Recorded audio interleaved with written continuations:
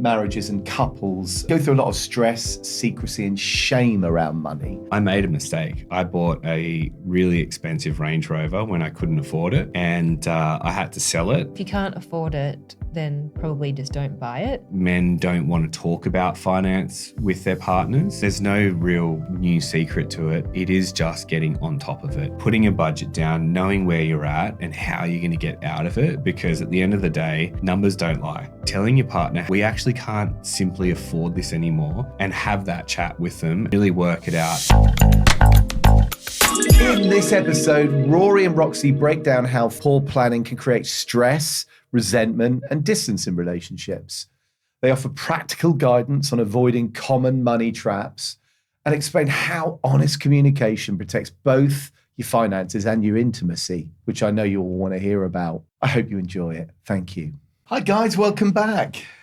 Hey, mate, how are you? Good, thank you. How you been? Good, really well, thank you. Great. Okay, well, looking forward to getting into the next part of the series. And obviously the other episodes, I think we've done 4 so far, and there's been some really juicy content, which I'm sure our audience is going to find really helpful.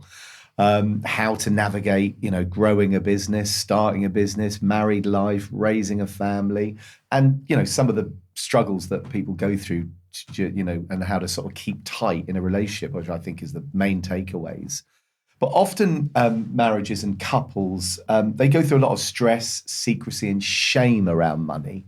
And I want to kind of talk about that a little bit, because that can really affect certainly a man's identity and put him under a lot of pressure, which can often, some of the patients that contact us, most of the patients can be going through a lot of pressure, some of it financial, but that can really affect their functionality from a sexual point of view. We do a lot of treatment plans for guys that just lost their mojo. They just can't get it up anymore, or their erection is much weaker. And so I want to get into a bit of the sort of nuts and bolts of that. What's the most common money mistakes, would you say, that and financial mishaps that, and I would say married couples, but obviously they could be together de facto, so couples make, that you meet, that you consult to? When you go, big boo-boo, shouldn't have done that. Yeah. Look, I don't ever try and shame anyone that comes to us, but the ones that I see most are credit cards, too many credit cards, car loans, like just making bad decisions with cars. Oh, I've got a good one. Yeah. Buy now, pay later. Oh, yeah, they're big ones. Yeah, or the pay in 4.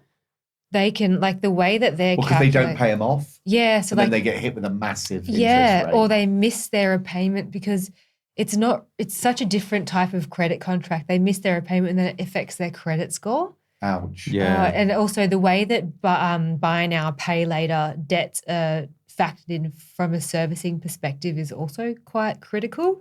Like they're just... When you say servicing, what the bank looks at. Yeah, so when I do a personal loan, for example, if you have a debt, say, for example, a car loan, and it might be $350 per month repayment. It's very clear, cut and dry. That's how much it is. But with buy now, pay later, you'll have a limit of $5,000. It could be sitting at $500. It could be sitting at $5,000, but they always have to factor in at the top end. I see. So it's just, not ideal. So that would be my number one mistake, buy now, pay later. Roxy does a lot more like personal loan stuff. So that's where that comes in a lot.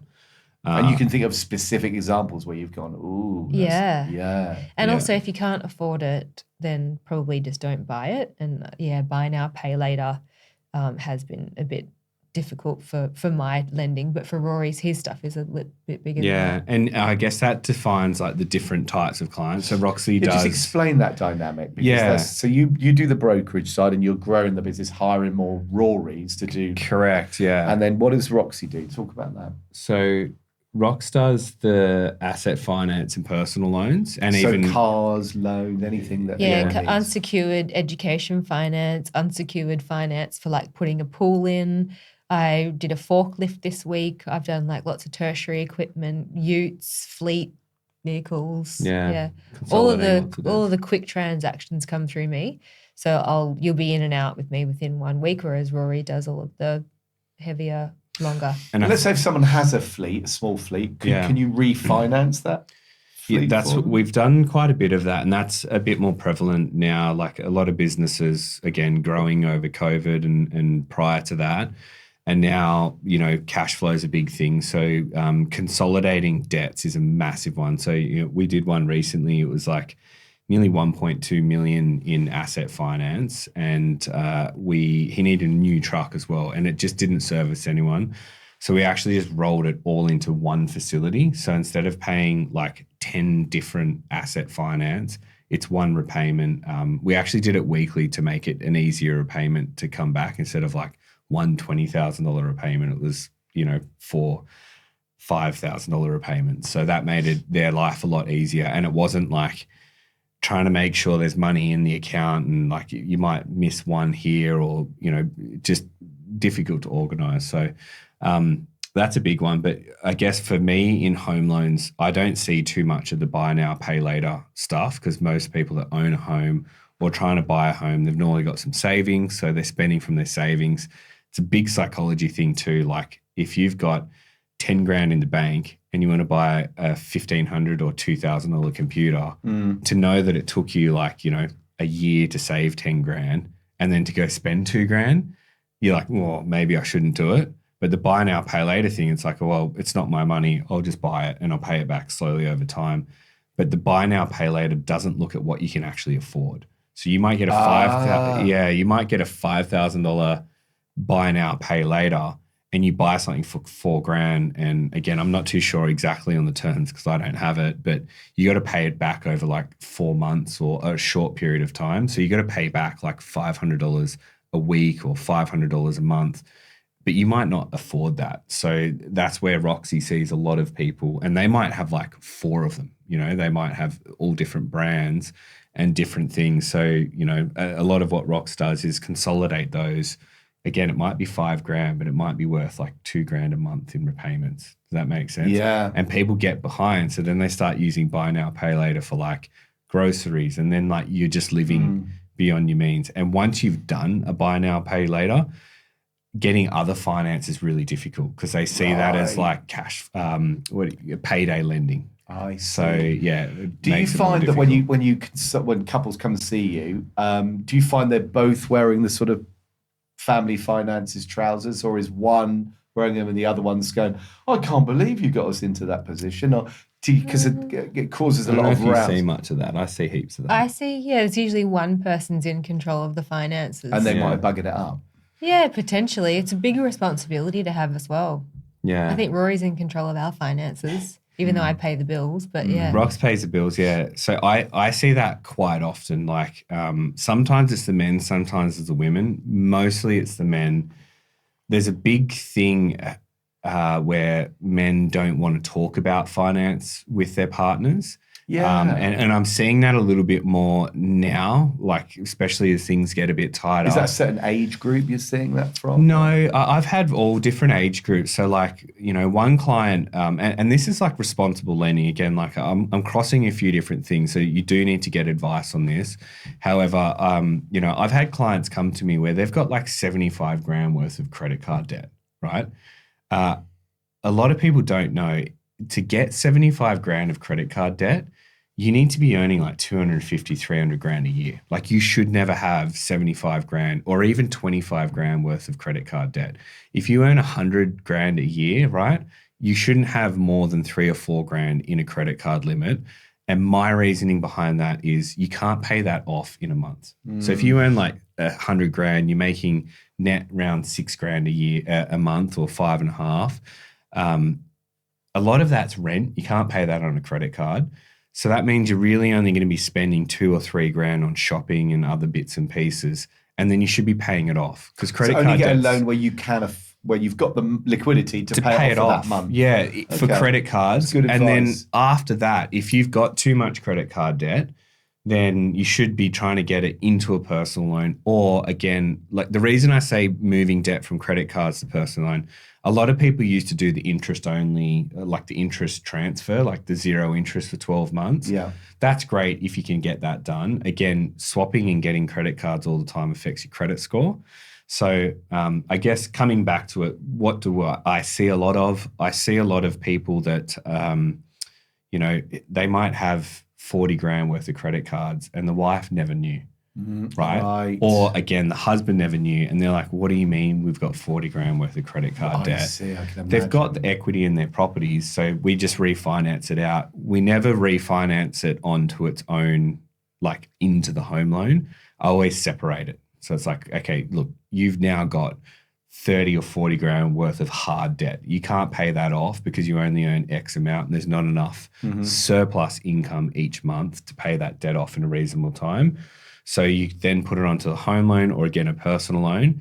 You set it and you're like, okay, realistically, you can afford to pay $500 off a month. Now, the difference between a personal loan and a credit card is you have to make the repayments and each month you're paying off the principal. I see. So, and again, using an app like WealthX, you can actually use that to see what you're spending money on and curb your spending because you're obviously spending above your means. So it's a really useful tool. It's a big and that's thing. available on the App Store. It is on the App Store, yeah. WealthX, yeah, WealthX, okay. that's and it. how do you think the stress of making like the wrong financial decisions can affect a man's self-confidence and his ability to sort of communicate openly with his partner? If you see a bit of that going on. Yeah, it's a big part of my job is like there's finance, but then there's also like the psychology behind it. And I've spoken about it a few times because a lot of people don't realize how much it affects your day-to-day life, your money in your bank account. And again, even sexual your mindset, performance. how you well, like if you're trying to hide a debt and you're trying to come up with a way to make money to pay it off, you're coming from a point of you need it now. And like, I don't know if you've ever been there, but it's one of those things where if you're desperate for something, you don't get such a good deal on anything. You don't get a good deal. And also other people just seem to see it in there. If you're coming from a place, and this is why I say having the 3 to 6 months worth of money in your account. Scared money doesn't make money, they say. Exactly. So if you're out there scared, trying to find money, then you're always going to be like a little bit more, I don't know, aggressive or nervous or like however it comes out with you. But if you come from a place where you've got money, you know you're sweet for this month, you know, you're talking to a client that might be on their fence, you're going to be like, it's okay, you know, let's speak in a month when you feel, you know, that it's ready for you. And then you kind of flip it back onto them and then it's on them instead of you being like, oh, you know, you should do it now. If you don't do it now, like you just sound different. So I think that's a big thing that I see quite a lot. And I think it would affect a lot of men's, you know, mental health. Definitely. I think so. Yeah. I think so. Yeah. And for a man struggling with, say, financial setbacks and in a marriage or a relationship, and also going through intimacy issues because it's kind of ruined that, all the compounds. What sort of mindset shifts would you recommend to those watching at home that might be going through that they can sort of instantly implement? Yeah, definitely. Again, just there's no real like new secret to it. It is just getting on top of it, putting a budget down, knowing where you're at and how you're going to get out of it. Because at the end of the day, numbers don't lie. It's maths. You can write it down on a spreadsheet. You know, 1 + 1 = 2. It's just simple. So if you're spending more, then you've got to stop spending. Maybe it's like getting rid of that car that you really like, but you just can't afford it, you know? Or again, moving out of that rental that's costing that extra amount of money. Maybe it's like telling your partner, hey, look, we actually can't simply afford this anymore, and have that chat with them and really work it out. And lay it out on the table. But don't go there just be like, oh, you're spending too much and getting aggressive with it, or like being annoyed, or like you know, the arguments can happen around money.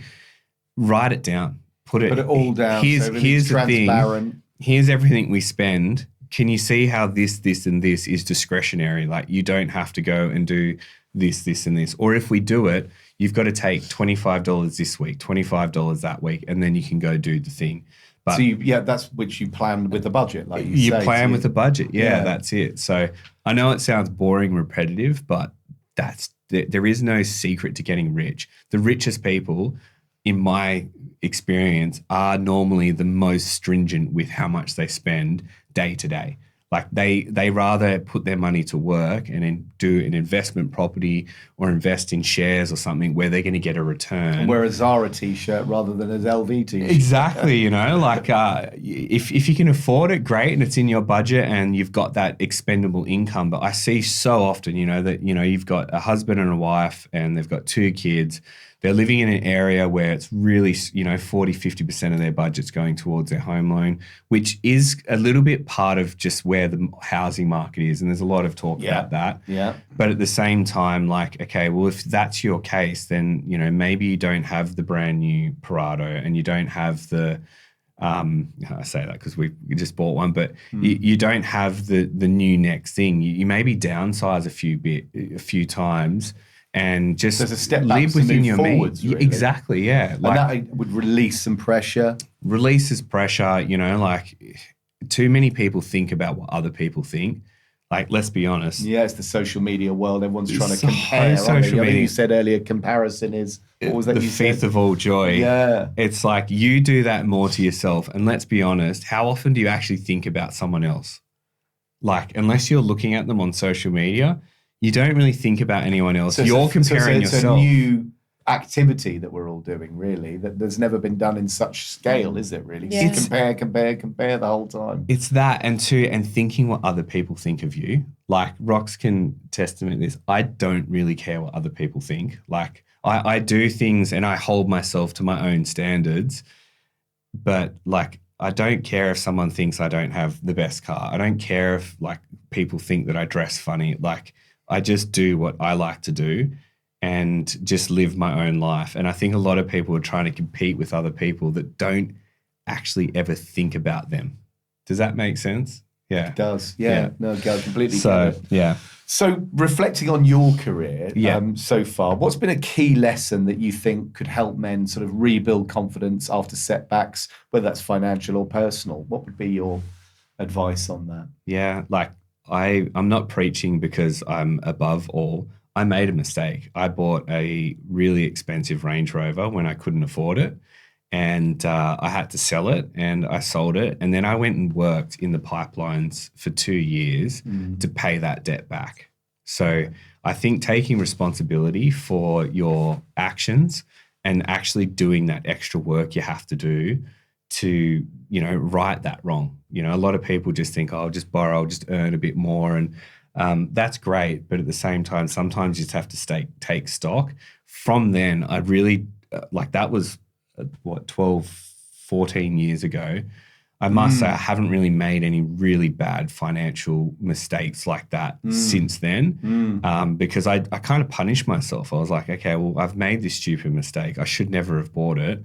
So you were extra vigilant not to do it again. I never did it. I didn't have a car for 5 years. You know, like I bought I think the first car for 3 years, I ended up having like a company car. And then after that, I bought like a $2,500, I called it the Bombador, you know, an old station wagon. I got photos of it. It literally died. It literally was the died on a worst hill. car Yeah, ever. like it's yeah.